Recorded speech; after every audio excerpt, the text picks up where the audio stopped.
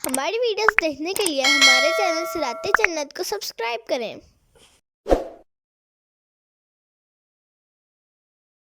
وَاسْتَمِعْ يَوْمَ يُنَادِي الْمُنَادِ مِن مَّقَانٍ قَرِيبٍ، اور کان لگا کر سنو جس دن ایک قریب کی جگہ سے پکارنے والا پکارے گا۔ یوم یسمعون الصیحۃ بالحق ذلک یوم الخروج، جس دن لوگ حق کے ساتھ ایک چیخ سنیں گے، یہ قبروں سے باہر آنے کا دن ہوگا۔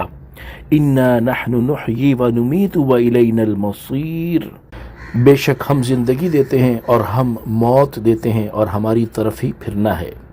تفسیر صراط الجنان، یہاں سے قیامت کے احوال بیان کیے جا رہے ہیں۔ چنانچہ اس آیت کا خلاصہ یہ ہے کہ اے مخاطب، میں قیامت کے جو احوال تمہارے سامنے بیان فرما رہا ہوں اسے غور سے سنو۔ جس دن ایک قریب کی جگہ سے پکارنے والا پکارے گا۔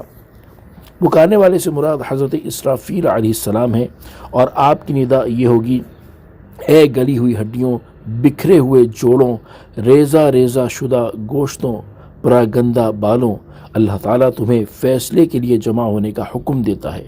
یوم یسمعون الصیحۃ بالحق، جس دن لوگ حق کے ساتھ ایک چیخ سنیں گے۔ اس چیخ سے مراد دوسرا نفخہ ہے، اور جس دن سب لوگ یہ ندا اور چیخ سنیں گے وہ قبروں سے باہر آنے کا دن ہوگا۔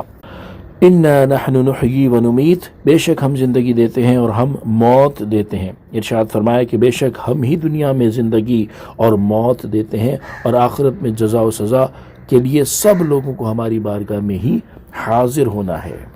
یوم تشقق الارض عنہم سراعا ذلک حشر علینا یسیر، جس دن زمین ان پر سے پھٹ جائے گی تو وہ جلدی کرتے ہوئے نکلیں گے، یہ حشر ہم پر آسان ہے۔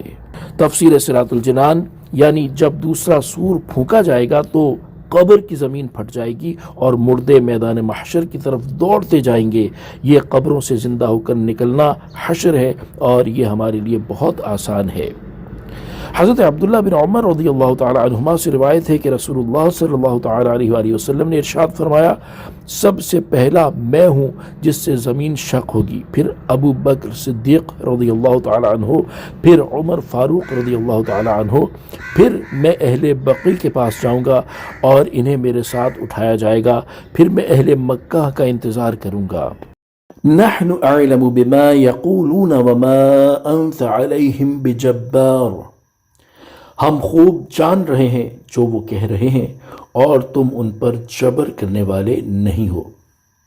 فذکر بالقرآن من یخاف وعید، تو اس شخص کو قرآن سے نصیحت کرو جو میری دھمکی سے ڈرے۔